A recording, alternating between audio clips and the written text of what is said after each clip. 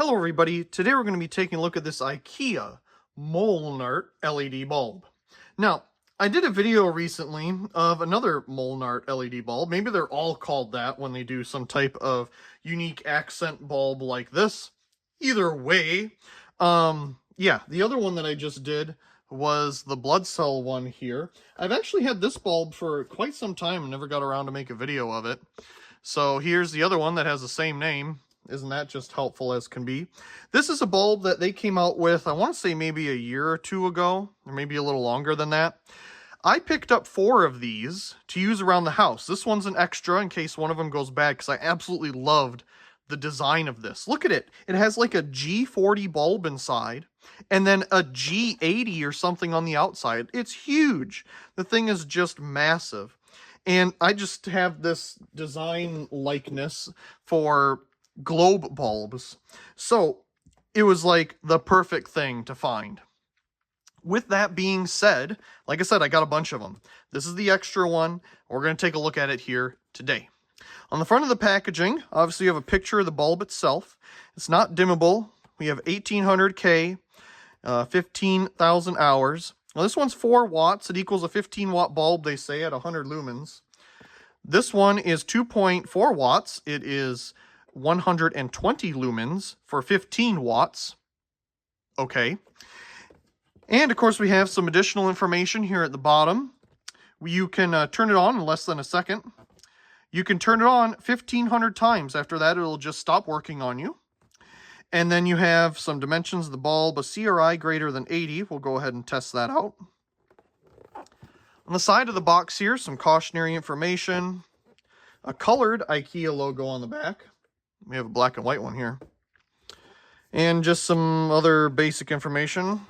Caution, the socket on the bottom. That's really about it. Whenever they make these accent bulbs, it seems to go in phases.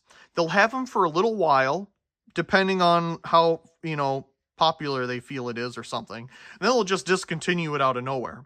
Or in case of my IKEA here in Seattle, Washington, they'll get it for a little while and then all of a sudden, oh yeah, it's just out of stock indefinitely. That's helpful. So when you see something unique like this, you got to pick it up because they probably won't ever have it again because they just don't feel like making more than 3. So here is our bulb. Look at this. They even got it in a nice plastic wrapper here so that it stays in a great condition. I put this, boy, we're knocking everything here. Put that off to the side. Let me stop this annoyance. There it is. Isn't that just something? Boy, it is really shiny. Okay, as you can see, we have our outer globe here. And you can see everything else around me. How's it going? It's like a smoked globe. I like that feel. I don't know if that was like the 70s or 80s lighting that kind of had these globes like this to it. But this just totally makes it be there for me. Inside, interestingly enough, you can kind of see the same size as a G40 globe. It's just the same thing. So somehow they blowed that into this outer glass globe. Now, I don't know if the part inside is plastic or not. I'm guessing maybe that's how they did it. But you'll see here in a second, too, there's a hole in it. I'm sure because, well, you got to get the air out of there and you got to equalize all the pressures. But I'm going to guess it's glass. It's interesting how they were able to blow it inside of another glass globe. But science, isn't that something? Okay, on the base here, we just have 4 watt, 100 lumen, made in China, all that pretty basic stuff. Again, let me set it down here with our G40 bulb. And I also have a regular A19 incandescent here. Move this thing so you can get an idea on, this thing's massive, isn't it? Okay, move this thing back into frame. And let's go ahead and get this into our socket here. It's also got some weight to it. It's not a light thing. Ha ha ha. Anyway, here we go. It's quite dim. Obviously, we have just an LED module thing in the bottom here, and you can kind of see it through the hole here. It's just like a little diffuser thing to help diffuse the light. So I mean, it is quite directional, but again, this is an accent bulb. This isn't made to light up a room or anything like that. This is literally just to be accent lighting, and that is exactly what I use these for. They are just so cool. There it is. Let's turn off our lights. Beautiful, isn't it? If you point it straight down, you can see that it's kind of like a floodlight. So I'm going to hold it up at our 2-foot mark here, and we'll put the brightest spot on our lux meter. We're getting about 99, 100 lux or so. If I turn it on its side at our 2-foot mark, it goes way down to about 16. So it is quite directional, you know, so if you have this independent, at least you'll get some light straight down. That's not the worst thing ever. All of mine are in lamps like this that are now, well, fingerprinted up beyond belief, as you can see. And the light shines up at the ceiling, making some nice indirect lighting.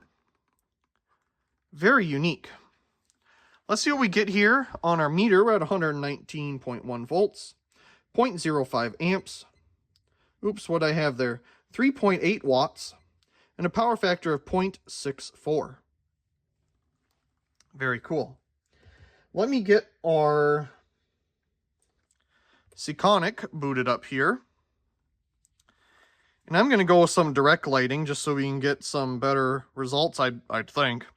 So let's see what we get. So I'm going to save that. That's our direct. And then we're going to do indirect because I don't know why it'd be any different, but why not? Let's take a look. Yeah, it's pretty much the same thing. Yeah. So let's see what we get for our results. The spectrum of the bulb at full brightness. The CRI of the bulb at full brightness. And the white balance of the bulb at full brightness. Now, it's stated on the package that it shouldn't be dimmed, but we got it on our Variac here, and we're going to vary its voltage and see how well it well, works with that. So we're at 120 volts right now. 110, 100, 90, 80. It has not changed. Yeah, I got it plugged in. 70, 60. We finally saw it dim a little bit at 60. 50. 40 volts. Ooh, big dip between 40 and 30 volts. And we're out there at about 28 volts or so. Let's bring it back up.